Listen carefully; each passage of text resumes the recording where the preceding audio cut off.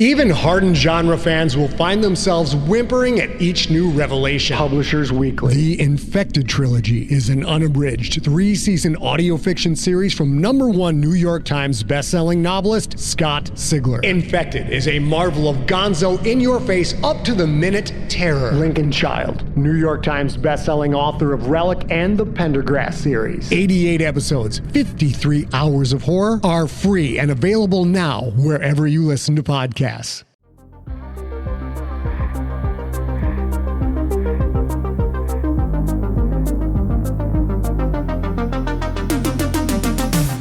Hey, my name is Aram. I am the co-producer of Dead Ghost Productions and the co-producer of Replay. And I am here with the cast and my co-producer, Alex. Hello. I am the aforementioned Alex. I am the co-producer of Replay. Aram and I are going to be asking some questions of the cast, which we're now going to ask each of them to introduce themselves again, very, very briefly. We do not have one of the cast members today, but their character did get stuck in the world of Die, so this is appropriate, I feel. It's Rex. We'll get to them at some point soon. We'll find a mic inside the Hellmouth somehow, and then we'll get that done. All right, so starting us off. Well, actually, no, I'm sorry. Haley, why don't you go ahead and start with your intro? Oh, hello. My name is Haley Whipjack. I am the co-host on Unprepared Casters. I'm a guy, and I played Rory, the Fool. Jen? Oh, hello. I am Jen De La Vega. I don't know. What did I do? I played Fern the Dictator in the game, the replay. You did? Yeah. I did. I held the D4. That's what I did. Mm-hmm. Last but not least, we got Kappa. And then it's me. Hello, everyone. My name is Kappa. Christian is okay too. I played Lucas, the Neo. Thank you for doing that one more time. Thank you. That announcement, it's always so good when I heard it on the podcast. Wow. You do not understand how many people came in and told me, like, yo, when you say it, every time kills. It's so real when you say it. Like, it really is. All right. So to get us started off, this is a question for everyone from Kat. Did you have any expectations before starting the game? And were those expectations met or changed after the game? This is for everyone? Everyone. It's so broad. Okay. It's a pretty broad question. Literally had zero expectations. Like, honestly, I've only ever had one GM in my life, or like two. Wow. Right. And so you were my third and fourth together, and I really enjoyed my time with you. Aw. Yeah. Well, I'm glad we didn't sour you on the whole process. On the game and of TTRPGs in general. I will never touch dice again. Yeah, Could have killed it shut completely. down already. Like, by the time this comes It's all out, downhill Fun from City here, has just Jen. All burned. dead to me. I would have quit all podcasts after that. JK. If you get this question in another for another production, you'd be like, yeah, my expectations were really high because of this Because of production. Replay. This Yeah. other production I did. we ruin it for all future productions. Yeah, absolutely. I think for me it was for the game itself, I didn't know what to expect. But when approached about the production and what was going to happen and like everything that we were going to do, all like the intros and all that stuff, my expectations were actually like I tried to keep them low, but like Aram, you had hyped it up and you had told me the premise, and I was really, really excited. And even with high expectations, they were blown out out of the water. It was really, really cool. So yeah, I don't know. I wanted to go in with low expectations to just be even more blown away. But I think, oh man, like, I don't know, y'all had listened to it. You know, Y'all can, you know. you're listening to this. You wouldn't be listening to this if you didn't enjoy it. Yeah, no, if you made it this far, you're definitely in. Yeah. And if you're listening to start this here. one first, no, You're wrong. Yeah, go back. Yeah. Rewind. I Spoilers. think else. it's really cool and sexy and fun of you that you started here, listener. I think that rules. You, Don't let them rebel. bully you. You rebel. Rebel. You stinky rebel. Haley, you make a lot of shows. I What did do. you expect? So this was a new game for me. So I wasn't sure what to expect in terms of the game, but I was excited because it was so fun and so different. But I think when it came to, this was all people outside of Aram, people that I hadn't worked with before. And I have worked with so many people in groups that I kind of like Kappa said, that I don't want my expectations to be too high Yeah. about like how it's going to kind of mesh. Mhm. Because it doesn't always. And normally you can at least pretend for 2 hours. Yeah. Yeah. It's fiction. Yeah. Like you can get through it. But like genuinely, and this just means I need to trust Aram, but the cast was so good. And everyone was picked so well for the archetype and the paragon that they ended up in. The chemistry was great. The vibes were good. Vibes good Yeah. on the show. And Yeah. that's the one thing that even if I'm like, the setting's going to be great and the GMing is going to rule and we're going to make a listenable show, it's the like table chemistry that you can never actually 100% guarantee, but I think it was nailed. Yeah. When I picked this crew, I was like, I want these people to hang out. Like that was my first thought. Like this is going to be a fun group to hang out with. And then also I knew you'd all be great for the parts. I've absolutely done that when casting before. I'm like, well, you guys are going to be friends. This is Aram, a I did that when I perfect brought you dinner onto party. my show. I really yeah. appreciate it. I Yeah. said, you're going to be friends with John. And 100%. God, you know I what? meshed You are. immediately. Genuinely, I want to hang out with I've hung out with Haley at this point. I've hung out with Banana at this show. Jen, I'm coming to New York. I know. We gotta Yeah. remedy this. We gotta remedy everyone on the this. East Coast. Alex, I'm coming to you too. You don't even know. I'm in your walls. That's Hey, if that's people what's want gonna to happen.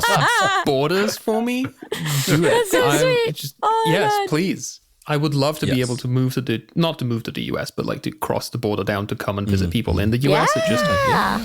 It takes a while, both health wise and paperwork wise, and I've only just become last year permanent resident in Canada, so like all my visas were up in the air for a while. I know I look like this, and I am very much an immigrant. Like I'm the whitest immigrant to this country. Like, oh, but you're British. It's like, yeah, still an immigrant. What I wanted to see if you two, as the producers of the shows, had any specific expectations. I'll let Alex answer first. Well, it kind of answers one of the questions that Kovac asked us, which was like, to me specifically, this was my very first actual play. As Shout out to a Kovac. player, cast member, producer, anything, like in any capacity. Really couldn't tell. What? Are you Really serious? couldn't tell. Not at I all. don't know if that's sarcastic or not. I'm going to choose. No, as I really mean, couldn't not. tell. I feel like I knew this, but every time it just you came at it with such a level of professionalism and seemingly comfort. But I know flying at by the seat of your pants is generally how things go in production sometimes, you know? So I'm going to say thank you to begin with, and then I'm going to give the flippant answer, which is, well, someone had to make up for Aram, right? Yes. Oh, shit. Yeah. No, this is true. This is true. Look, I do some things very well. I do some things unbelievably poorly. I seek out co-producers who are good at those things and understand the other things, at least understand the other things, so they can tolerate when I'm like, look, I need to remaster this a third time. And like, can you hear it? And like, no, but fine, just go away. So as long as I can, he was brilliant at it. He was brilliant at getting everything organized. He was a fantastic player. And he was just a perfect match for the character that, you know, he ended up playing. I just thought it worked out great. I just want to say, point of order, it took 9 minutes and 30 seconds for someone to throw Aram under the bus. Someone has to new do record. It was going to be New Alex. record. it. I mean, it was going to be Haley or me. That's Yeah. I would never. And I would I'll say call this. him old a bunch, but Yeah, that's which is fair. That's just time. That's how as far time as works. I'll go. I would say this, that when you and I played one game of Die, because I read the I read the comic. I was like, you have to run me through this. You have to run me through a little intro. So Alex ran me through an intro. As soon as we were done, 15 minutes later, I was like, this is the cast I want, and this is the story I want to tell. I knew exactly what I wanted to do with this. It worked out better than I could have hoped, but it went well, and I knew it was going to go well. This is just one of those times where I was like, I know exactly who I want, I know what I want to do, and it worked. So I'm thrilled. It went exactly how I hoped, even better. I think my expectation on that was, well, not having any expectations about an actual play, but having quite a lot of expectations about the game, just because it's my new favorite game, and it probably will be for a long time. Like, you know, I have the comics. I have 2 versions of the manual. I have 2 tattoos based on the art of the book. It's just a thing. It's just my baby now. When I talk about RPGs, it's have you played Die? Have you read Die? Do you want to play it? Do you want to try? So my expectations of the game were already fed by what the game does. And I was very curious to see how that would work as a performance rather than playing for each other, because we were playing for each other, but we're also playing for the audience. So there's a couple of things that would happen differently, as all of you as regular performers on actual plays know. It's a very different experience from a home game. Yeah. Speaking of that, actually, oh no, sorry, Kappa. I was going to say, can I, in terms of expectation of game, I don't know how well known this is, but I want the world to know when the only thing I got before sitting down at the table was the character sheet for the Neo, and it is, you can tell you've listened to the show. It is very sci-fi, it's very high tech, Yeah. and so I was so ready to come into like a very cyberpunky world, Like Shadowrun, yeah. Yeah, I was ready. It was going to be like I was okay. I'm gonna watch all these cyberpunk shows, all this, to get myself ready for this. Oh my God. And then I sat down for session 0. I was like, wait, no, what? I didn't know that. No way. I thought Aram had even... again, this is why co-producing. I thought you were given the pitch for the game, not just for your character. I know. I gave the general pitch about us. We played before. We're playing again. Yeah. I never mentioned what type of game or what type of setting. I didn't mention any of that. So, and I didn't even consider the fact that you might just interpret it as like, oh, we're playing Tron. But now that I think about it, that makes perfect sense. Because you gave him a sci-fi character. Right. Yeah, I dropped the ball a bit there. I think it's better for it. But it was definitely. If we're talking expectations, I was thrown off so hard because of that. That's kind of great, though. God. The way that the game's set up, it's kind of neat that you were thrown for a loop there at first. That's funny. All right. Yeah. Speaking of the mechanics, how did you guys find the actual system mechanics? Having the one individual die and having the individual aspects of each of your paragons? It made it really interesting anytime there was like a combat-esque encounter, because I never knew it was going to be coming out of anyone else's mouth. Yes. Because everybody's sheet and everybody's abilities are so different. Because like my bread and butter is D&D. You hit stuff with sword, same as hit stuff with axe. Yeah. You know? I cast a spell. Target with spell. Yeah. Yeah. Yeah. But every now and then, I don't know, Cap was like, and I have lightsabers. I was like, okay. Do you? Sure. Are you allowed to do that? There's no lightsabers on mine. So I don't know. Jen would say, I'm going to use the voice. And then mechanics would pop up. I'm like, what does that mean? Yeah. What does that mean? Yeah. I also did not know what numbers. That meant. Alex would be like numbered, like I'm at this level of feeling. I was like, okay, out of what?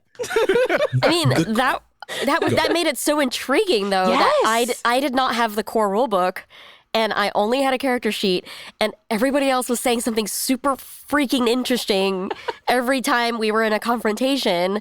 I felt like I was taking notes about everyone else while I was playing my own character, which was so much fun. I kind of liked going in blind. Yeah. I'm usually a person who over-prepares, and this was such a test of like improvisation, which scares the shit out of me. Yeah. Well, you nailed it. Well, thank you. Yeah. It was a fluke. No. No. Yeah, I loved doubling down on the fact that I was just a guest and not a main cast performer. That was one of my favorite lines. I love that. The part where Haley would draw on the die. Yeah. What is that? What does this mean?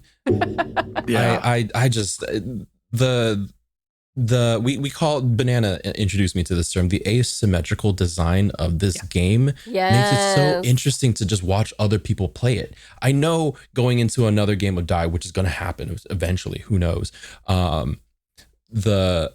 another Neo is going to focus in on different aspects of the Neo than I would, and so that's going to make it stay fresh for me every single time, even if I'm playing the Neo again, or if I'm playing a different character, or exploring different parts of this game. Like, it's so cool. It's this game is something that I think people should model around more often.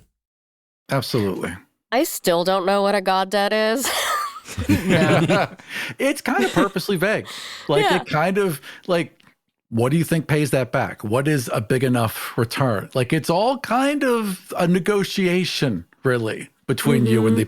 There's some rules for it. There's some set rules, knock some points off, but it can be pretty much anything. And it still felt ominous, no matter what Banana said. That's just Banana. You owe something to a god that has no name. Oh my god. Yeah. Do you need to know the mechanics for it? And it doesn't even always work with the God Binder. Haley gave up their D6, and it turned out the God of Luck was there to return it. Yeah. Yep. Such a good twist. Very good twist. The other thing I wanted to point out was with Alex and just stripping away Banana's emotion of surprise in this game that's designed to surprise you. Oh, man. Yeah. What a hot tamale. That was a fun moment. Yeah, it was. All right, Alex, well, this actually leads us well into your second question, Alex. Do you want to ask that first? Yeah. So when Aram pitched you the characters, he sort of said, here, you are playing this thing. You don't have a choice. If you had a choice, which of the Paragons would you have liked to try out? Like, keeping in mind that like they are based on the personas that we create during the game, which one would you want to try out now that you've seen some of them in action? And this one was Anthony, but also Ramona Infinity asked this question. I would have wanted to be the Fool, which is the complete opposite of kind of the controlled dictator, you know? Like, letting loose like that and just like jumping off shit, like, that sounds like so much fun. There's very little abilities written into the I think that's great. character. The Fool has a lot of equipment, just a lot of knives and guns and stuff, and then it's just like, just try things. And you're a lucky son of a bitch. Yep, and a ripcord if things go really, really bad that you can pull in case of emergency. Yeah. Mm-hmm.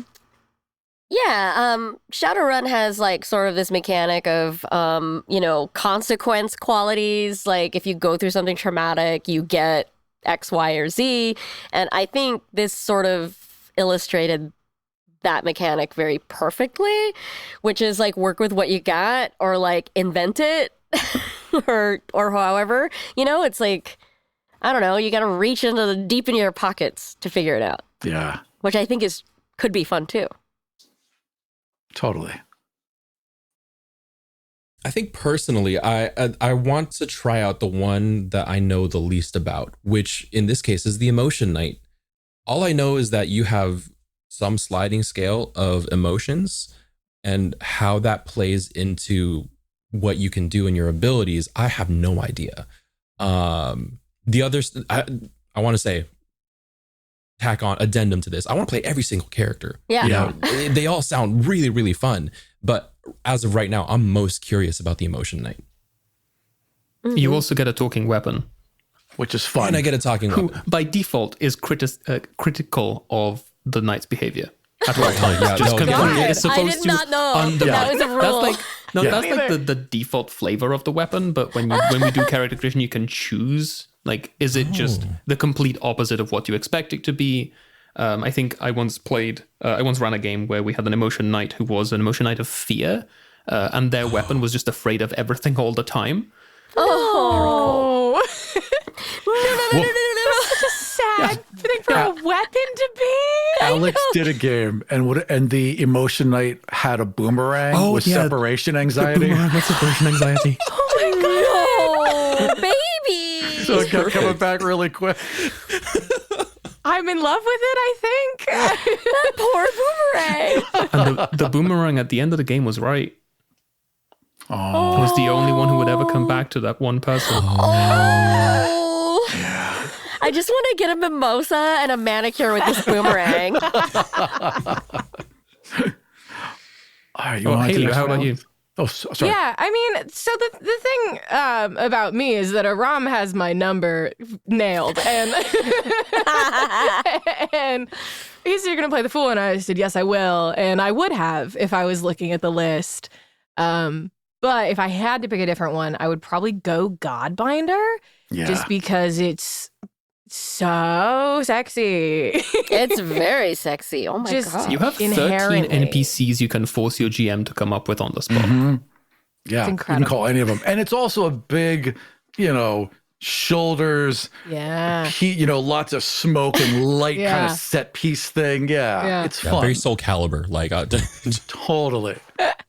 There's always something fun about making a deal with something you shouldn't touch. Always. Always fun. Yeah, everything's forbidden. Just yeah. and then you can also just come up with a sock puppet god. Like, Yeah, you're just allowed. you just- Why not? that's in there. I did not think we would have a toe beans. Really didn't think. On Honestly, behalf I of Dead didn't- Ghost Productions, I would like to point out that no, you are not allowed to summon sock puppet gods in any game. This is a one-off thing. It will not be endorsed by anyone in the company, especially not by Dylan Malenfant, co-owner of the company. Yes. Dylan was like, if we become the sock puppet channel, I'm going to kill you. I'll take his place. Don't worry. I'll kill When him you need to myself. oust Dylan because he's no fun and won't let you have sock puppets. It's just it's Hi, like Dylan. with Caesar, but all the sock puppets are holding knives. It's two toe beans. Aram, you've played a couple. You've played the Neo in one of my games, and you've played the Master, played obviously, Neo. in this game. But you played the Neo. Tell me more. I played a Neo and it was all about having a shield, and the only love he had was for his father. So he had this old restored Bentley, and he only came to the reunion because he was in his father's kitchen the day of the funeral, wearing the same suit he wore to the funeral, and going through back letters, found the invitation to the reunion, said, well, I'm back in town. I got nothing to do. So he fired up his dad's car that he was never allowed to drive and roared into the reunion. It was great. I love Baller. that character. Yeah. Wow. And his name Cool. was Bentley. He was the Of best. course it was. Oh, you ruined it. Yeah, no, he was a dick. No, Don't get me there was a wrong. reason. Sure. There was a reason. The reason was that Bentley was a dick because his dad didn't love him quite as much as he loved his cars. He even named his son after one Even of his named cars. me after After the car. fucking his car. Yeah. Yeah. Oh my. Wow. Yeah, he That's was intense. a damaged boy, and which it manifested in always wanting to protect and put a barrier up, and so he had a shield. Damn, this game hits hard. Yeah, Yo. yeah. Mine your pain, or just mine Wow. pain, mine like nearby pain. Like just throw it into your character. Yeah. So you played Neo, you played Master. Anything else you want to try out? I really want to do the Dictator. I think I could have a lot of fun with that and really be on the edge of comfort for myself at all times, which I find to be an interesting place, right? Making myself uncomfortable, not so much everyone else, but if I'm a little uncomfortable in that position, because I don't take well to the ordering and that command. I don't even in the military, I wasn't good at that, right? It's probably half the reason why I'm not there now. But I'm not comfortable there, but I think it'd be a really interesting character to play, especially if you come in as the character not comfortable, but it takes over more and more. It just starts to get a little too easy. Yeah. Just like everything else in Die. All right. Let me see. Alex, you want to ask your second question, or was that it? I think we've kind of mentioned the question from Blue was how did we approach character creation, and we mentioned this in the very first episode. It all happened. You heard all of it. Yeah. There's a couple of things that were cut out that's still on the cutting floor, but they're going to stay there. They just didn't work with the rest of the Yeah, it setup. just need to be trimmed. There's nothing there that would be missing from the show. So everything about character creation happened in front of everyone. Nah, But you missed us talking about everyone's favorite food. You missed us talking about, everyone's day to day, their morning routine. Yeah. No, We had a that big will never circle see No, we the light had of day. just Lucas. We just kept Lucas's element of that. Right. What does Lucas do what's the daily routine of Lucas? And then everyone else is also here. We had full astrology chart readings right, big and threes. numerology. We did tarot card pulls for everybody. We read tea. Yeah. Alex, But the second part of the question Oh, sorry, go was there any bleed between our personas and paragons and ourselves? Like Aram mentioned. Nothing Like, at all. There's nothing about Jacob that was even remotely Except like for at all. I Jacob. don't know why you would ask that. Jacob was me and just worse. That's just, it's like there were differences, obviously, but for the most part, Jacob was just me in that situation, which is, I think, why I didn't fully want to crank the Jacob goes, which is, the game is set up so that at the end you're facing off with the master. The master has abilities in order to contend with the party as a whole. Like that's kind of where the game sets you up to go. But like Jacob was so much like me that I didn't want him to break bad. I wanted him to have the opportunity to be better because I want the opportunity to be better. So yeah, there was a lot of me in that one. I don't think it made it into a final cut, but we did have a conversation after playing a game. I told you all that I used to work in radio, and that's kind of how I started with audio production stuff. And I do have a background. That's why I had all of those tiny details about just like the radio station, the lifestyle. It's modeled after people that taught me everything, and Plus you threw into that one promo so effortlessly. oh, it was so much fun to think about that world again because I genuinely miss it. Like that's why I do tabletop and podcast is because I miss being on the radio and I don't really have that same opportunity here in New York. Cool. Yeah. I would tune into that show. So every was I. time. Oh, yeah. 100%. Jesus, it was a delight. I think, I'm not like an influencer. I'm not on the same level of fame as Lucas is. But there are so many elements of myself that I put into the character. You literally cosplayed yourself the first episode. Yeah, like I looked at my closet. I'm like, oh yeah, that's something that he'd wear, and then I described it. Yep. I had a seltzer infused with CBD in that same episode. Like I was drinking it as we were recording that episode. Yeah, that wasn't Foley. That was actually Kappa making sounds on mic. But no, I think the most bleed that I put into the thing is how would I want to idealize a person at this level? How would I want to present myself? How would I want people to see me if I was this big, celebrity person known for doing TTRPG? And how hard it is to balance that out with the reality of, anxiety and expectation. So I think it was hard for me. It's hard for me to think like, oh yeah, no, I have these experiences and they're bleeding into my character because it's just so far off from reality. But there are definitely elements of myself that I left in Lucas as an idealized form, and as it pertains to his growth. So yeah, I think that's the most I can say about that.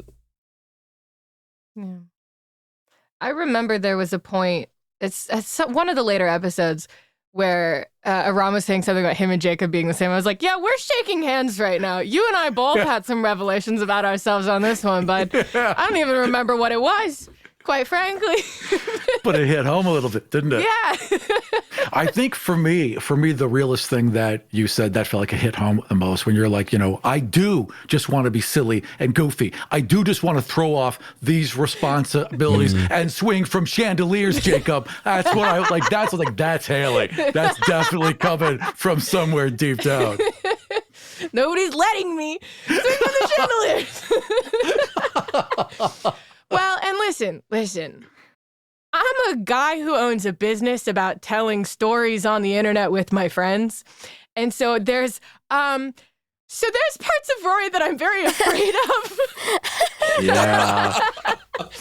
As I was, like the whole relationship between Rory and Deliria, which was so fun.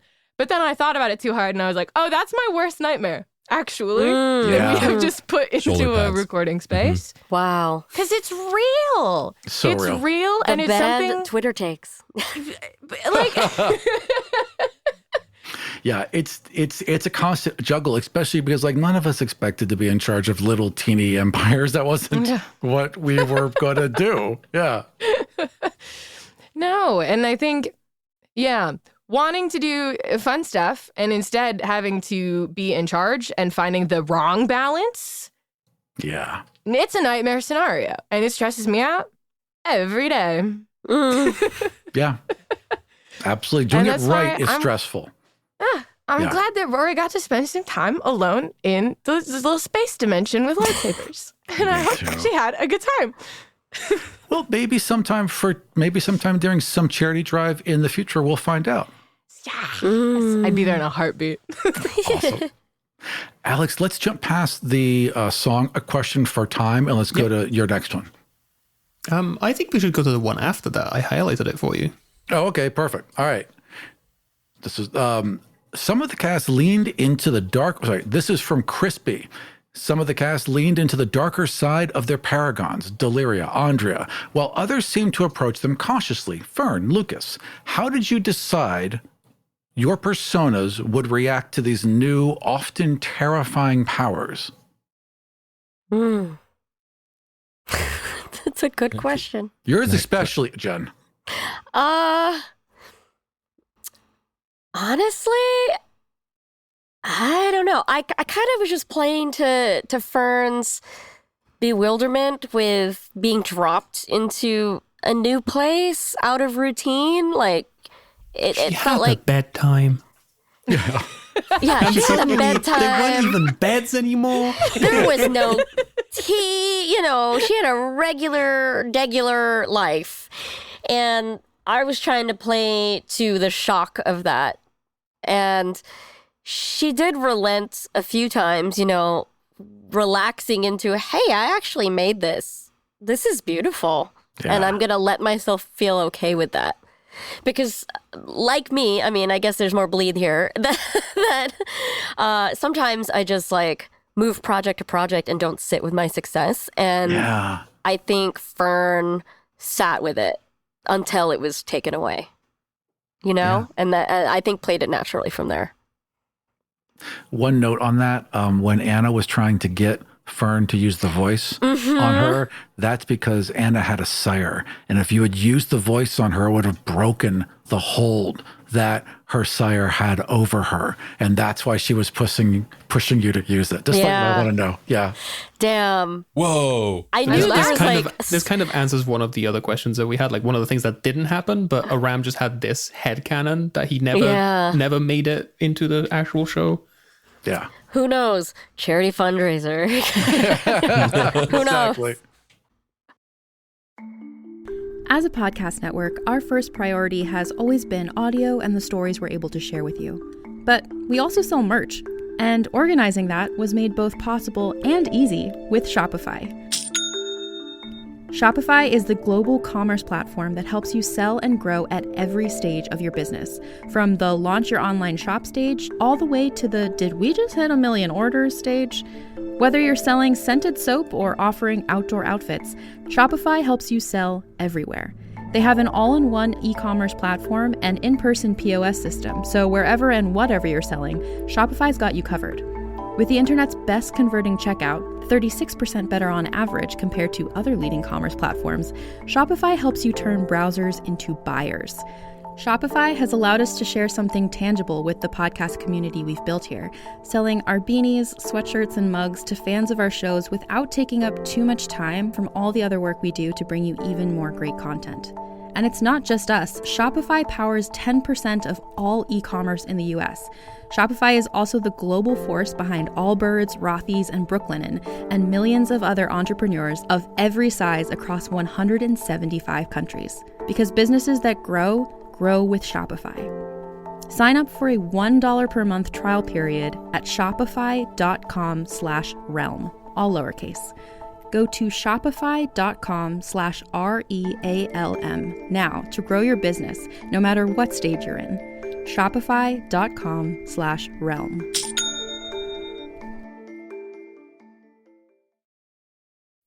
In the tradition of radio classics, here in Tales of the Night are the stories, horrors, and legends that inhabit the streets of Mexico and Iberoamerica. The darkness of the most successful and acclaimed horror podcast across all categories in Latin America looms over you. Now in English, Tales of the Night. Tune in now, but be warned, because in the silence of the dark, you might just become the next protagonist of Tales of the Night. Listen to Tales of the Night wherever you get podcasts. Haley, you got anything? Well, I like that in the question, they acknowledged that Rory did not lean any direction in particular because... Yeah, exactly. Well, and that's kind of part of the fool to me as well. How do you take it dark? Right. At that point, that's just being reckless with your own safety, which is also how you take it good. That's just leaning into the feelings of it because, like, everybody else was having very tangible superpowers. Rory did not have tangible superpowers. Rory had, coat. Yeah, I had a good coat, and it felt like maybe I could get away with stuff. Yeah. And so at that, yeah, there wasn't really that moment of like, but am I burdened with this power and do I need to be responsible with it? It was like, no, there's a monster in the water and somebody's got to stop the monster and no one else is going in the water, so I will. Yep. And just learning to be comfortable with that level of recklessness again. And honestly, if it was, I was going to say if it went any longer, it probably would have gotten like self-sacrificial or dangerous. It already did. I don't need to say if it went any longer. Yeah. She got there so fast. Aram really. was going to kill Rory in that scene. 100% I was. Yeah. Oh, yeah. Oh my God. Yeah. Oh, I know. There was no, I can see it. there was no reasonable way for them to escape from that. They had pushed it too far. If they hadn't pulled the eject lever, if the god hadn't whispered a chance, I mean, yeah, Rory was going to die there. Die is not a comforting world. And I think I played it a little soft as far as the physical danger. The emotional danger I felt was always there. Oh, yeah. So heightened, yeah. Yeah, well, I played a little kid gloves with the physical danger. Die can get a lot more dicey as far as combat and everything else.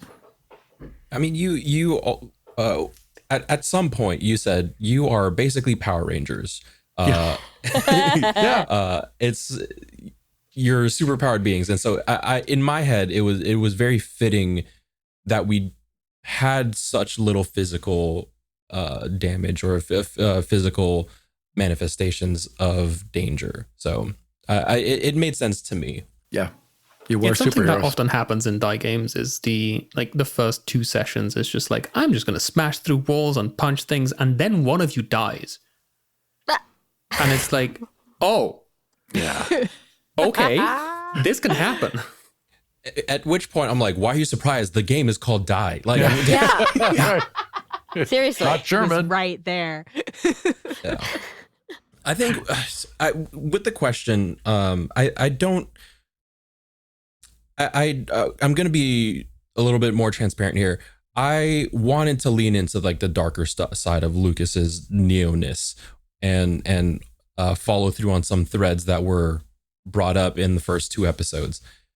But we were at the end of episode 4 and going into episode 5, and I was like, pulling on this now, we're not going to get a resolution that is satisfying. And so I'm not going to dip my toe into what the ramifications are if I decided to indulge Anna, Yeah. So part of that is having a limited series. If we did have a longer time, or if we decided to do time skips, maybe it would have been a little bit more of an exploration into the very human obsession and observation of Dai's darker elements. Absolutely. 100% Fern would be a murderer if we had a longer series. Yeah, a longer time. Yeah. 100%. I mean, the opening line of Fern's transformation was, I'm not afraid of what's going to happen. I'm afraid of what I will do. Yep. Yeah, that was perfect. Yeah. Yeah. Yeah, Also, telling you now. Yeah. Yeah, just getting to this point, I think if I played again, like I would really like to do the master again, but I'd like to be a master that's much more involved. I think that'd be a lot more fun to see more aspects of it played in. But yeah, I mean, but that's a terrifying thing too, because I can literally change reality at any time. It's like little wish trinkets just ready to go. You know, I mean, that is a scary thing to pull off. So yeah, I think I would reserve. I think I did play them kind of reserved with using them. And even then, I think it worked for corporate Jacob. Like Jacob has become a cog in the machine. He doesn't feel like he has control. He just has to keep everything from spinning out of control. Jacob would definitely play Final Fantasy and end up with like 99 health potions and 99 feathers. And you know what I mean? Full counting of everything. Yeah. I mean, and that's what made that moment, though, between the Neo and the Master so powerful. Is that having that conversation about, well, why didn't you come with us, you know?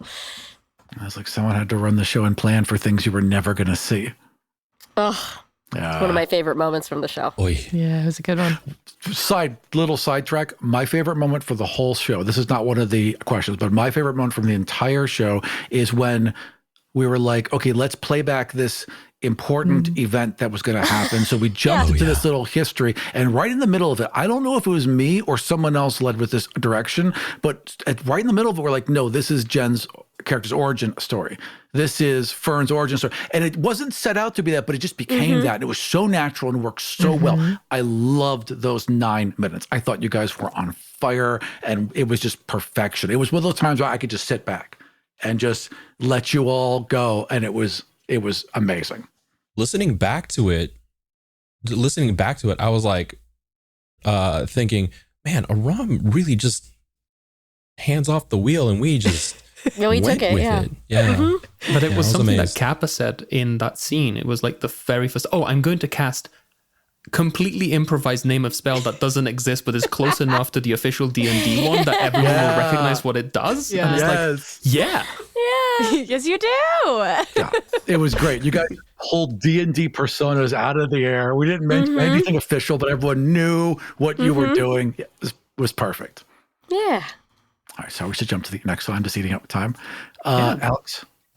This one is for Jen specifically, because Fern has made a bit of a hit. M. Gwyn would like to know more about Fern and watercolors and the influences in creating the idea of her art. Because, and I quote, those descriptions and the desaturation of the world will hang in the back of my mind like a melancholy little bat. That is so sweet. That is so sweet. I actually based her, I've only played professionally a few times, and I have a landmark character that I play on Fun City who is a water elemental, and I do use this mechanic a lot of sponging things, of wicking mist from the air and squeezing people, and Using krill to torture someone's open wound to extract information. I did war crimes with krill. And so diving deep into the science of it and thinking about it in the framework of watercolor and radio, that's where I got that whole monologue. I love that. It really came to me after the first game. I hadn't planned anything. I was really trying to just improv, and I'm trying to let go of the wheel. And I don't know, it just hit me that night that I really wanted to look into the history of audio waveforms, the visualization of it, and watercolor. And they do have a common history, and it is scary, and I couldn't believe it. And I just made a guess, and I don't know, that's where that whole scene came from. Awesome. I'm so glad that blew me away listening back to it. Oh my God. Such a good scene. Oh. All right. Here's a Snakebit Chat asks, what was a moment that caught you as a player totally off guard?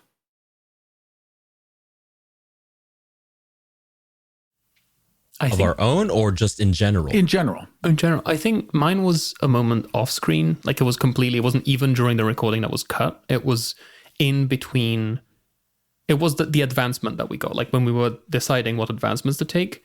And it was Banana just saying, I'm going to invent a new god and it's going to be a sock puppet. Yeah. I was just like, okay. Yeah. Like, I know Aram's going to be on board with this. I just need to readjust my brain chemistry for a sec here. And yeah, it works. I'll make some fun scriptures for you. Yeah, sure, let's do it. Yeah. Wow.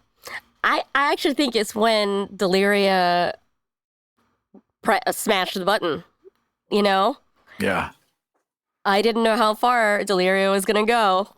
And Deliria went there. Yeah. Yeah. Actually, we had a quick discussion, Deliria and I, off mic, Alex and Deliria and I, where we were like, look, do you want to be the bad guy? Do you want to be the bad guy? Yeah. Like, do you want to be the bad guy? And they're like, yes. And I was like, okay, we'll give you the mechanism then. Holy shit. Yeah. I think it was the same conversation where it was like, I'm going to create a new god. Also, bad guy. Sure. Sounds good. Hell yeah. Let's go. I'll be evil and have a sock puppet. Thank you. Yeah, and evil in such an interesting way, because in the end, we're still felt some connection to her sort of friends and helped out in the end, but was still leaning pretty heavily towards darkness. And even in their description, took the deep one a little darker than the deep one had been. Well, and then add the subtraction of emotion from the delivery, which made it even better. Like, damn. Banana did play that great. Oh, Banana crushed it. Yeah, seriously. Professional podcast voice actor, Banana Chan, yes. Who knew? When Alex turned to Banana, no, sorry, not when Alex, when Andrea turned to, Deliria and said something like, if you ever were That's a writer. That's called the self-enter. If you were a writer, you would know that. And I was like, it's such a wild thing to say to Banana. It's just such an insane thing. It's perfectly in character. It makes perfect sense. It's still crazy. Yeah. Oh, yeah. Speaking of bleed from before, Jen, felt so bad when I said, maybe it's because you never made anything before. Yeah. Meanwhile, all the books in Banana's bookshelf were written by Banana. That's why we're allowed. Right. No, Banana was so eager to dive into the writing part. I actually talked a little bit with them about it, and Banana was like, "Yeah, no, this felt good. Like there was a lot of bubbled up things there that just felt good. So it was cool watching them pull that off." I mean, they really. I'm sorry, they really played into the cult leader, Ginsu knives, pamphlets at one point. Yeah, the pamphlets was great. It was guess what it was. Because immediately they started to treat religion like another MLM. And well, of course there'll be pamphlets. Oh my gosh. Sorry, Alex, please. No, I was going to say, what about Haley and Kappa? Were there any moments that caught you off guard as players? Aside from it's not a giant cyberpunk world that you were expecting, Kappa? Yeah, I was going to say, I already answered this question. You know what? That's on me. You're right. I don't know if, because I think we were all, once we'd gotten into the actual recording of it, there was a decent amount of communication off camera of this is generally where this is going, and I want to make sure I get this moment kind of thing, which is great. And I love to see it. Thank you for doing it. So I'm trying to think if there's anything that I think the end with Jacob becoming the Fallen. And it's not even that it took me off guard and that it happened, because I feel like as we were leading up to it, I was like, oh no, I know where this is going. Yeah. But I think in particular, the moment and the weight between Aram and Kappa in particular, just the way that was, the way that it sat, and the energy in the virtual room, which it takes a level of intensity to get everyone in the Zoom call to feel what you're putting down. But it hit so well. And I think after that, and I was like, and there we go. Lucas was the emotional heart of it the entire time. Mm-hmm. And that is where you solidify that. We've done it. Absolutely. And it was incredible. It really was. Awesome. Yeah, like the little moments in between each character, like the very serious moments, the one-on-ones, especially like I'm thinking in particular between Alex, Jen's character talking about the world, and then Haley and Banana's character arguing in the club. Yes. I think that was just I loved good. It. Yeah, and then having to sway from a chandelier together reluctantly. That normalization remains my favorite episode, and the way that everything just fell totally into place. I asked you guys 2 questions. Who is she and why is she the worst thing possible? And then you just made Anna, and it just happened right there. And it was perfect. And how you guys came in, you were tense at first, you relaxed for a moment, you had that happy kind of bonding scene, and then immediately started tearing each other's throats out. It was so good. It was exactly what 5 broken people would do. Yeah. Well, 4.5 broken people. Fern was mostly okay. Fern was fine. Yeah, 4 broken people and Fern. Sure. Fern has 4 never broken done adults wrong. and Fern babysitting. No, I loved it. I absolutely loved how you guys found and developed your characters, and also how you found and developed NPCs. Just like, this person's important now, and die is such a good mechanism to roll that right in. The one thing I regret, and a fan pointed this out, I can't remember who it was, but the one thing I regret is that every Jacob wasn't actually Jacob. Like, he wasn't just kind of, beaming into each person to be there as Jacob. That would have been fun. Agent smithing. Exactly. Yeah. Exactly. It would have felt so sad, actually. It would have been so sad, 'cause he was there the whole beaming time. in to hang out with his friends, but he wouldn't actually be there. Mm-hmm. And you just like kept there's a yelling Jacob at him. in every scene. Oh. Yeah. Yeah. That's why. That I would've been did. great. I really did love yelling, Jacob! Off mic all the time. It was so much fun for me. It was always Whenever something inconvenienced Fern, it was Yeah. Jacob. Yeah. Catherine O'Hara, Home Alone. That's what it was. Yeah. awesome. Actually, that runs really nicely into this question from Chris B. Again, this is for Aram specifically. So you've mentioned already that in Die as written, the master tends to be the antagonist for the story, and you kind of took a step back from that by making the master both like Jacob a little bit of a pushover, but also not fully evil, just like losing control over what he had set up. Yeah. But did you always have the idea of Kaiju toe beans as the big bad evil guy at the end? I had absolutely no idea how the show was going to end. I got to a point where I'm like, okay, I've like playing Die as an episode is a lot of trust, because I'm used to being a D&D GM where you create a lot and then people find out about it and there's this discovery, and you have to carefully balance pulling everyone in and being like, let's just build this together. Let's just have this input from the beginning. And I did assign characters. We had a plot going in, so there was more prep than normally for a Die game. But towards the end, I was like, I'm not going to worry about this. We're going to find it. I know they will, because they found everything else. So I had no plans, none, going into the finale, except that there was going to be this sad little room, and it was going to be a volcano island. That was all I had. And that was also just like, that was the plot from the beginning. They're going to start at this point, and they're going to find their way on a ship to an island, which it has a volcano and a radio tower. That was the entire plot. Everything else, even had it in the original art. Yeah. Yeah. Wow.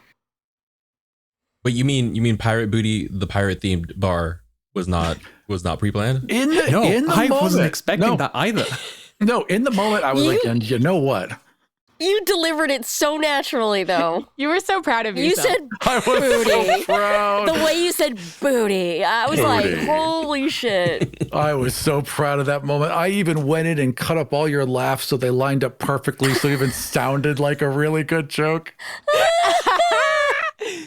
I was proud. All right. What? Oh no, hang on. That's kind of for me. Was there a certain event or moment in the campaign that made your persona choose to remain and die or leave. And that's by Bawjax. Oh, I love Bawjax. Hi, Bawjax. Bawjax is waving in the future. Hi. Oh, man. I think similarly to what Kappa was saying earlier, if this had been a home game or a longer game, I think Andrea would have gone full evil in that last moment. I don't think they would have necessarily made it out. Like, I think they probably would have leaned into getting the power from Fern, but then wouldn't necessarily have decided to leave. Like, that moment of hesitation that I played in the very last scene was very much I could stay with Deliria. Oh, yeah. I could also do stuff. Maybe I could kill Deliria. Mm-hmm. In the moment, it did feel like it was going to be like a little tag team of evil, kind of like a Scream 2, I want to say. Whereas the two dudes at the end. Yeah, I just feel like you two were you two totally could have been evil at the end and just gone after everyone. And I think we played that up nicely with the music in that scene, how it leads. Yeah, it was a real threat that you just decided not to pull the trigger on. I think if Jen hadn't made Fern mention the connection that we've had previously, it could have gone that way. But having established, Andrea seeing Fern as a mentor of some kind, Fern reminding Andrea of being like, you're not actually that shitty. You just have a shitty attitude. Fern's inherent decency did carry a lot in those scenes. Damn. Yeah, I think she really, the whole time she has always wanted to go home.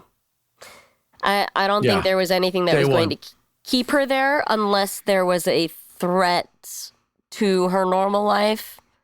Like, I could see if we had a longer campaign, somebody making a threat against, destroying whatever it is she had.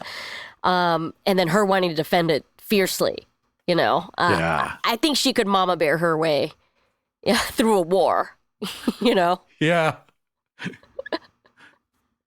I think Lucas, it was very, I really wasn't sure until, oh man, like, I don't know. It was very much a slow build, but it really solidified when I had clocked that Banana was going to make Deliria stay, because someone needed to go tell Deliria's family, and Lucas, being Lucas, needed to step in there and carry that responsibility. So that was more of a cementation of his conviction to go, return home. But it was very much a slow build. I wasn't sure starting out. It could have gone many different ways. I also was kind of scared, like, as we were hovering in the air and like about to throw the die in, like, I didn't know it was like Kickstarter, like all or nothing. Yeah. I thought we all could have just been sucked down to the ground again. Like, that's what I thought, like, in the moment. That's a risk of the game. If we don't, if even one of us disagreed with the choice that everyone else made, we just would have stayed and the world would have collapsed around us. Yeah. That's canon. Well, canon. That's yeah. Yeah, we played with the choices a little bit by giving a god out and being able to resurrect someone. That's a little outside of die rules, but then again, they're gods. And it's a wibbly wobbly world. So I can 100% see it happening. Yeah, and try and fucking stop us. Exactly. It's done now. How about you, Haley? When did Rory decide to leave? I think through like Pirate Club, Escape from Pirate Club, probably all of that. Rory was like, well, I live here now. Little Makey outie, Yeah. Sucks to suck. World back home. This one's got hot ladies and pirate bars. And no responsibility. Yeah. No emails. Yeah. No emails. No consequences. For a glorious 62 minutes, it also had a Tony. Yeah. Oh, there was also briefly a Tony. 62 minutes. Wow. But I think the pretty much almost dying in the water and then losing all of the minimal superpowers that she got. Yeah. And then there were consequences, and they sucked actually. And then Deliria turned evil, And so I think it went from a really high to like, no, I do want to go home. Yeah. I'm going to call my mom to come pick me up because this place, yeah. But, and the other thing, I guess, with the Fool, not getting lightsabers or a magic voice or a talking weapon or anything like that, is like, what am I losing by going home? Right. The inherent luck. But like, I've already had my perspective shift. I've already gotten my moral at the end of the movie. I'm sorry about your magic weapon that you're losing. That is hard. And if I had more like tangible things to lose, it probably would have been a more difficult decision. But it's like, it was fun. And then it stopped being fun. And now I want to go home. When I played this game with other people, the hardest thing to say goodbye to for people, it was when a Neo took the pet. And I didn't really think about this until the end, but you form a strong bond with that pet, a really strong bond, and leaving means saying goodbye forever. And you understand that, but your little robot dog might not. And that's a pretty devastating moment. Yeah. I have that dream every few years, where I have a pet in my dream, and I realize I'm dreaming. I'm gonna wake up. I can't leave you, but I have to. And it's the most heartbreaking thing. I could never do that in a game. Yeah. Unless I was getting paid for it. Yeah. Oh, buddy, that's devastating. When you have an actual dog in the house who is prone to illnesses, and you have to leave the country for 3 months, and you go, I don't know if she's going to be there when I get back. If she's going to think, the last thing she's going to think is, my dad left me, is horrifying. Anyone who's ever left for college and left their like senior dog at home. Yep. Oh, brutal. Well, now I'm going to have dreams about this. But in the I know game, people have as we those dreams with established, all the babies dogs too, are yeah. fine. Yes, all the dogs are fine. every Even single that dog that, in the game. That dog went to go play with the ship dog. What was the name? What was the old sea dog's name? Fletcher? That we decided? Fletcher. Is that what I said? Yeah. Yeah. Fletcher and every single robot dog that's ever been in Die in the happiest dog pack you've ever seen. It's like, if you're a human being, you die, you become a fallen. If you're a dog, you go play with Fletcher on the boat. There you go. I like to think of a future Die game where it's like it's weird. Like we have so many just robot dogs on an island. Like there's so many people playing island of Neo robot dogs. They're just to so make a happy dog. there. Yeah. That's a really good segue into the next one, which is another one Is it about specifically robot dogs? for a RAM. Okay. Sorry, what's that, Haley? I said, is it about robot dogs? Is it about robot dogs? It's about all games Sorry. that can happen, have happened, and will happen, and the idea of all games are canon. But Yeah. from Die's perspective, all games are prey. RAM, you added a couple of elements and references to other actual plays that have used the Die RPG system. What made you decide to add those Easter eggs? And if there were any that you heard, were there any reactions from the shows that you added into Replay? This is also from Chris. What we added was those clips of the cast of My First Dungeon when they did their Die RPG run through. So that little bit where like, but it's not your show. And you hear people that are all like, Bingus, Bingus. That's from another Die RPG show. And I love that show so much. And that's what I listened to before I made Replay. That's what made me go, I absolutely have to make a production of this.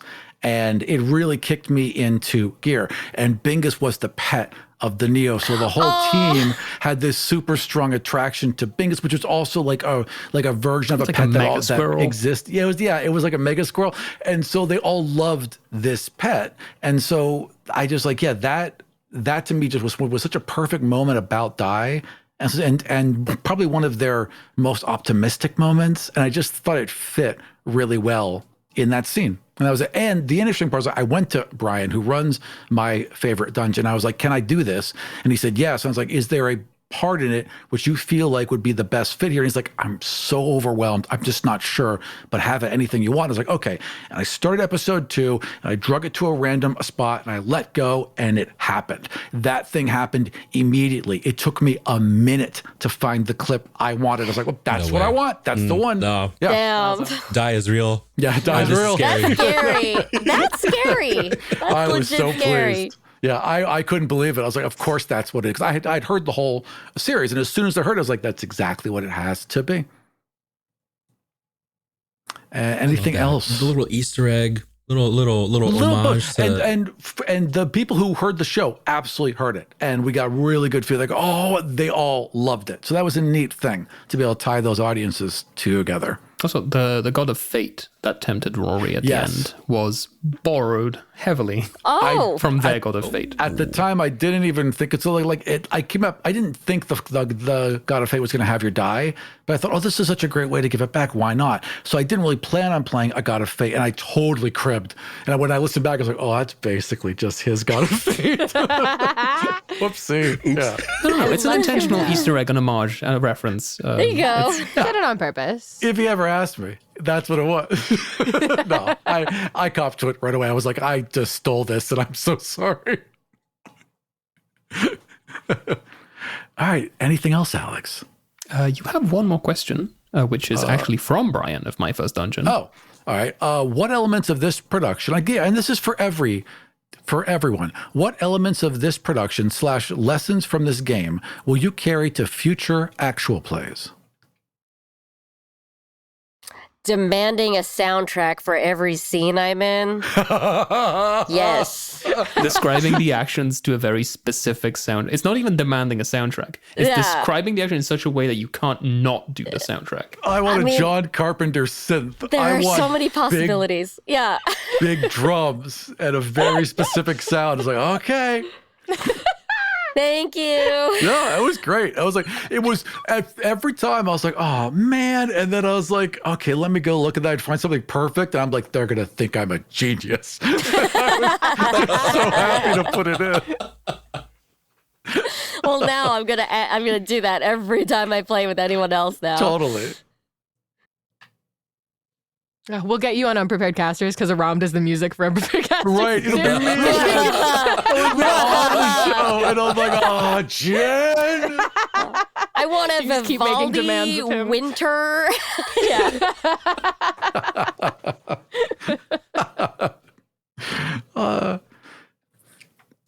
What about the rest of you? Haley, you make a lot of shows. I do. And I'm making a lot of shows that are now using different systems as well. Yeah. And I think the thing from Die that I really loved that I'm actually looking for in new systems that I want to work with and produce more shows for is systems where the mechanics and the character types themselves kind of already shape and guide what your character looks like and what you're doing with them. Yeah. Because like I think that's so interesting. And I think it's really interesting to see how people put their spins on those characters. Even when like a Paragon is like, you're like this and you do this. And these are your specific abilities that are made for you. And you can go, okay, but I'm going to focus on these couple ones. And this is why I use them that way.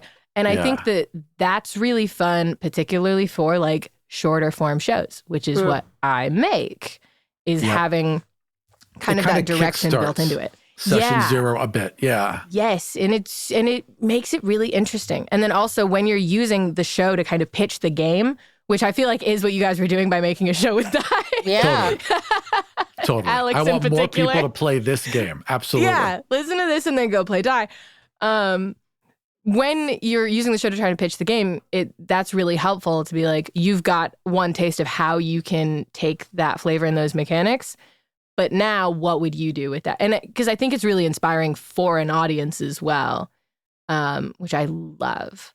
I love hearing feedback from people listening to shows where they're like, and now I want to do it, but like this? Like, yes, go do it, but like that. Please. There's nothing more fun than having your story inspire others to tell theirs. I'm paying attention to any other Die production out there now because just it would be so interesting to see how people tell their own narrative. And that just kind of relates to the whole thesis of Lucas near the end of Die, tell your story, be part of the narrative. Don't just look at other people's and want that exact same thing. If you want to hear a very different take on the Neo, I recommend there's an Australian production of Roll to Cast called When the Party's Over. Oh my looking it up. God. Yeah. That sounds theirs so is sad a already. longer sad, version yeah. one. I think they hit over 20 episodes, right? Oh They my did like gosh. 30 episodes, but they are half an hour each, so it's Right. it comes to about the same runtime as Replay on my first dungeon. Shout out. I but even then think about Neo that. Okay. is a not disillusion, but like a politician in like the Green Party in Australia who just can't get anyone to listen to him and has to keep Wow. making deals in Parliament. And now he just has access to fair gold and can do things with it. Whoa. Interesting. Yeah. I wish I could say something profound about how this game, left lessons and stuff, but I just had a really good time. Yeah. Hell I yeah. really did. And it's like we joked earlier about expectations for future games, but it's always going to be when you have a table that meshes this well and a game and a story that is just this goofy but also this serious, it's always going to be really hard to go into another table and not have a glimmer of hope that this is going to be another version of that, or some iteration of that. But that's not going to be any reason for me to stop playing games and stop telling stories. Totally. This show had very specific questions to ask. It was like, why do we play these games? Why do we write these games? Why do we record and share these games? And all of you had something very specific to say about that. And I knew you would. And that's why I wanted you on the cast. So I think one of the reasons, A, you're just wonderful. And so I knew you'd be great together. I knew you would mesh well. But all of you had something to say. And all of you were so respectful of room for what other people had to say. I knew that would happen. And I knew that's why you guys would be great. You just elevated it past what I thought was possible. Yeah. I think I did learn a little bit about myself, about what I want to do in a game and what I want to do through my storytelling. I also learned to really get the scope and the scale and the setting description of a game, and not just the character sheet before I do any research. Yeah. It's mostly on me, but Kind yeah. of important. You know the reason why Neo is a cyberpunk and a fantasy game? Oh, because it's interesting and fun, and It's just because it's the character class that was drawn up by the master of the game in the comics. Yes, I knew this. For the Yeah. sister who has to go and play. Because the mom Yeah. says you can go and play your game, but you have to bring your sister. She can be a cyberpunk. It's fine. She doesn't matter anyway. Oh. Wow. The comic's a really interesting read. It's a really good read that I would highly suggest. I read the comic before I actually played the game, and that got me just so juiced for it. It's a great story, drawn just beautifully. Like you Yeah, want I to have talk physical about the copies world in a with, cart. yeah, the world of painting with watercolors. That's how this world feels. Just really frightening at times. Watercolors. I think that's it. Do we have anything else to ask, Alex? We could do a very quick round, like rapid fire. Yeah. Oh, Because yes. I I asked love this these. question in advance, so you should all have your answers. Oh, right.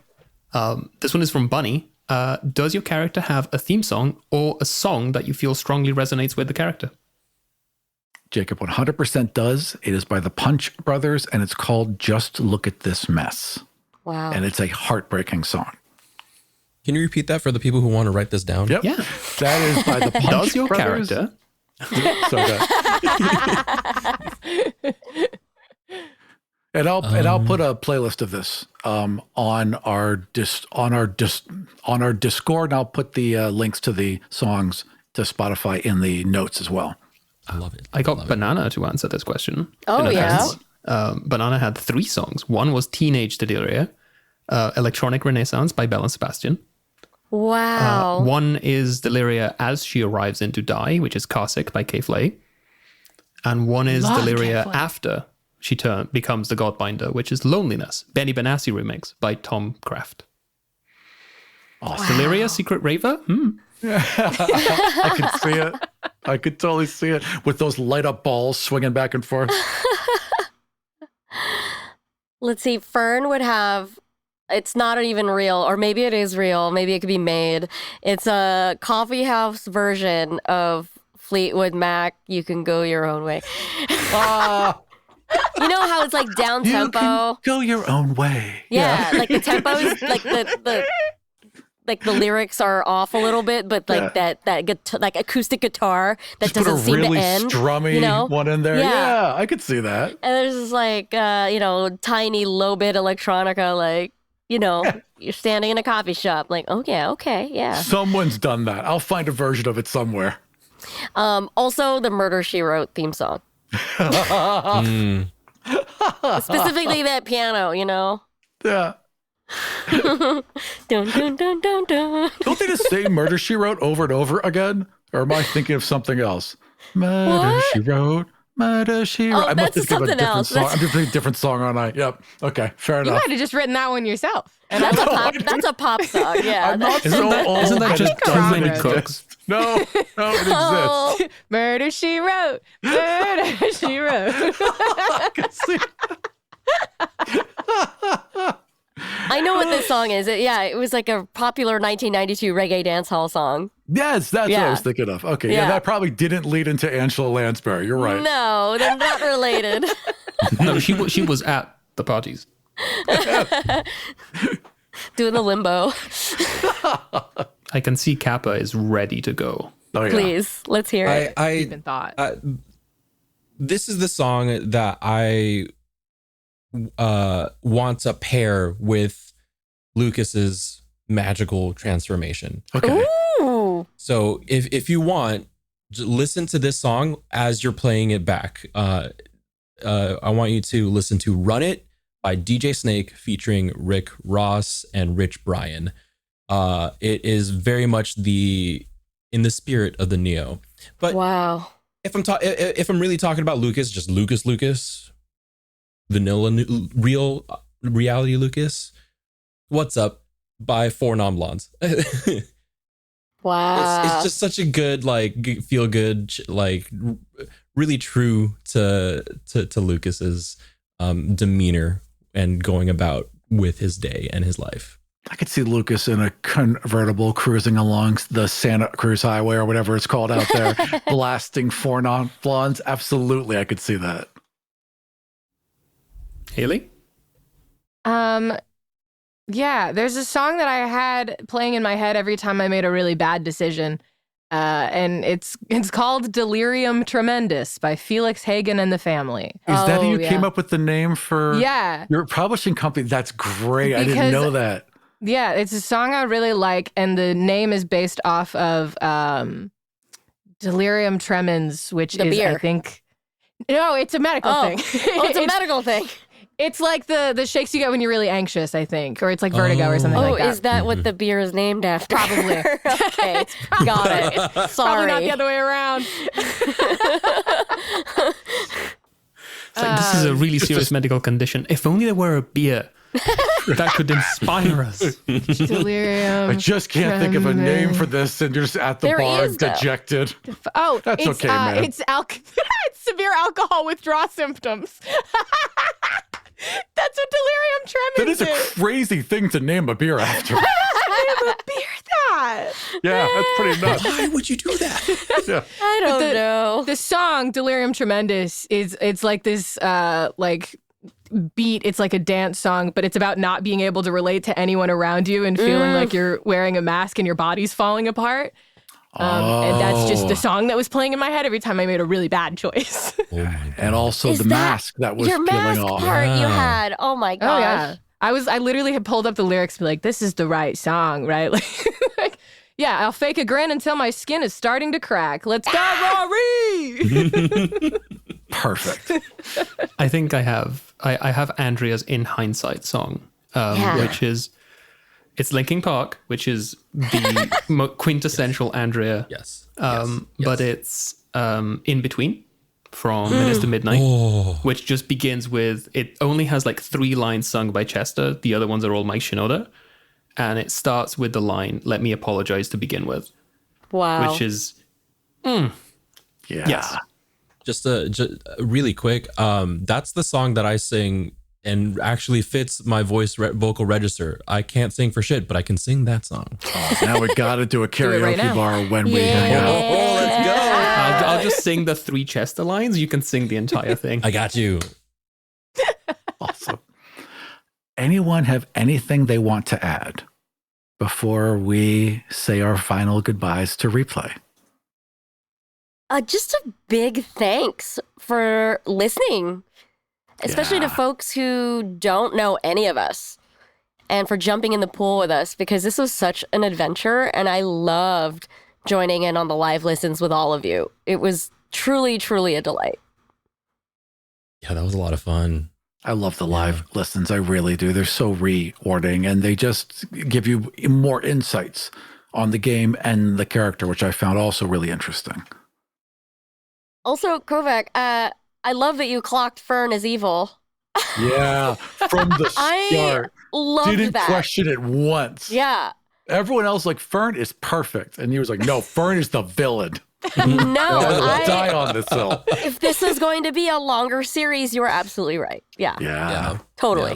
Yeah. Everyone. Thank you for everyone indulging us with fan art, Yes. theories. Oh, I love the theories. Just, oh my, like the reception of like, and just being so welcoming in the community, you know, and supporting. It's so humbling, you know. Mm-hmm. I really, really enjoyed doing the show and seeing how y'all enjoyed it too. It was a second level of enjoyment beyond just sitting down and playing with some really, really wonderful people.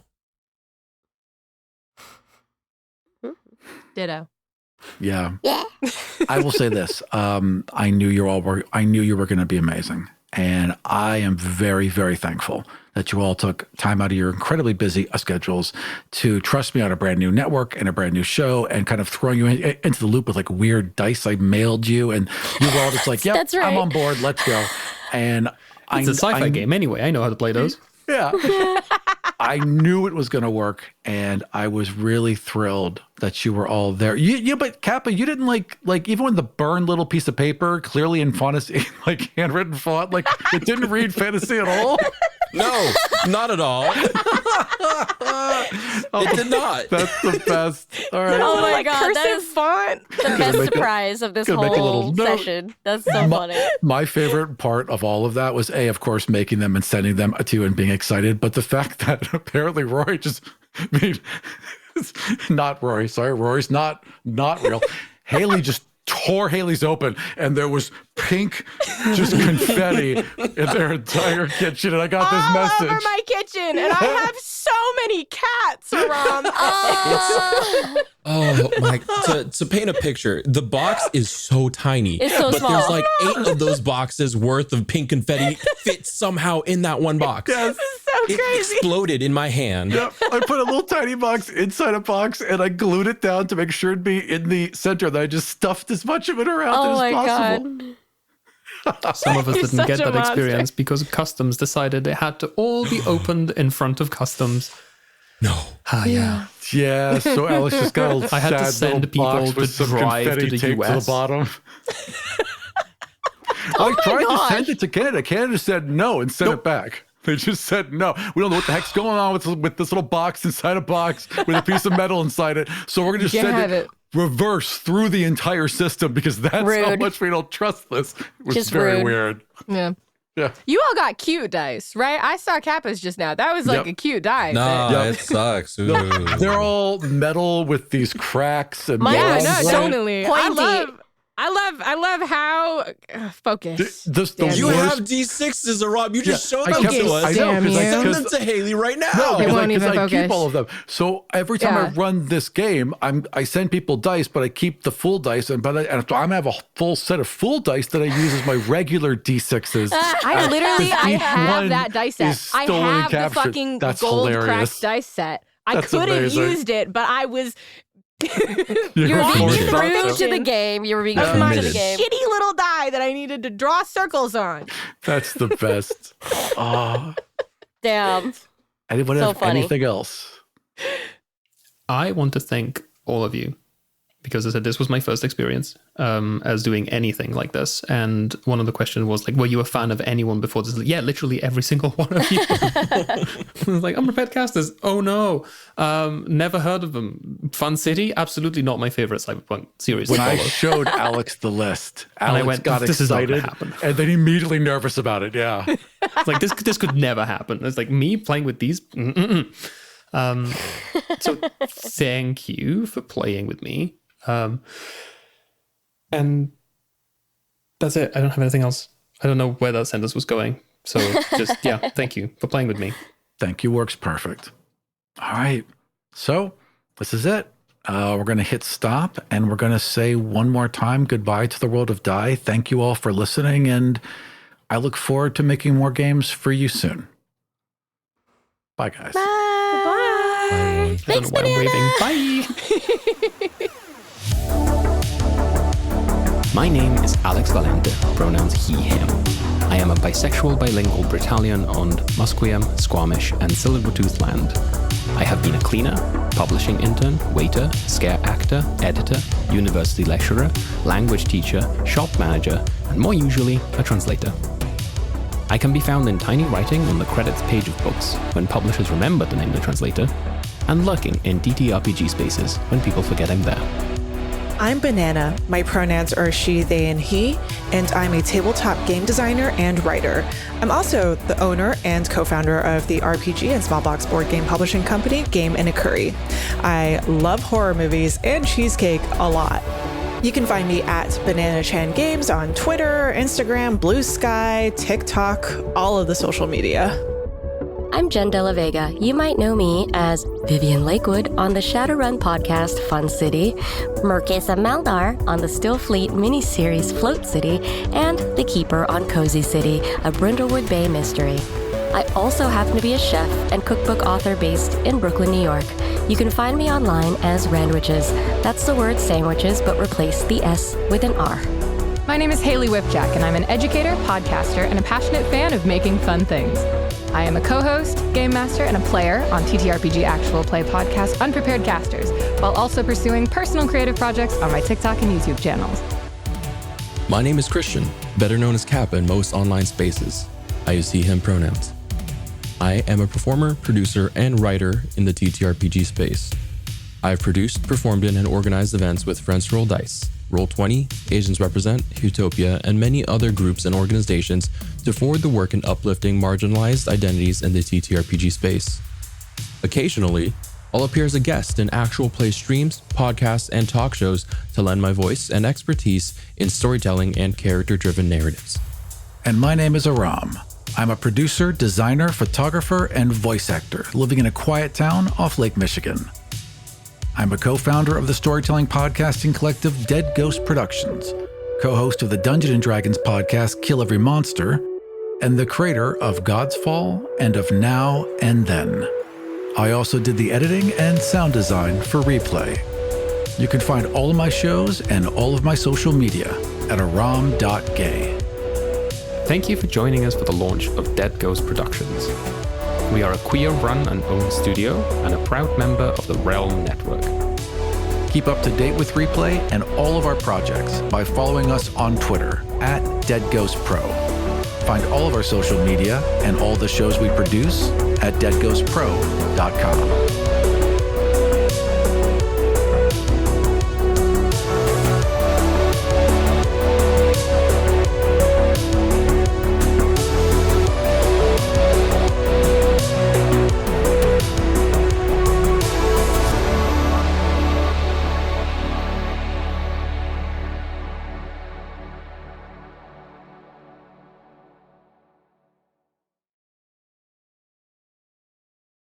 Hi, I'm Rachel King, one of the creators of Rom-Com Pods. If you love romantic comedies like My Best Friend's Wedding or How to Lose a Guy in 10 Days, you will love Honeymoon for One, an immersive fiction podcast that's basically a movie for your ears. Meet Claire, who has her life totally together until she catches her fiancé cheating on her the week of their wedding. Heartbroken and broke, Claire decides to go on her non-refundable honeymoon, a romantic couples tour of Italy, alone. This is a story about broken hearts and plans, upending your life as you know it, and opening yourself up to a wild and unexpected new chapter. Search Honeymoon for One to binge the entire show now on Apple Podcasts, Spotify, or wherever you listen. This show was produced and edited by Dead Ghost Productions. Find out more about us and all the shows we make at deadghostpro.com.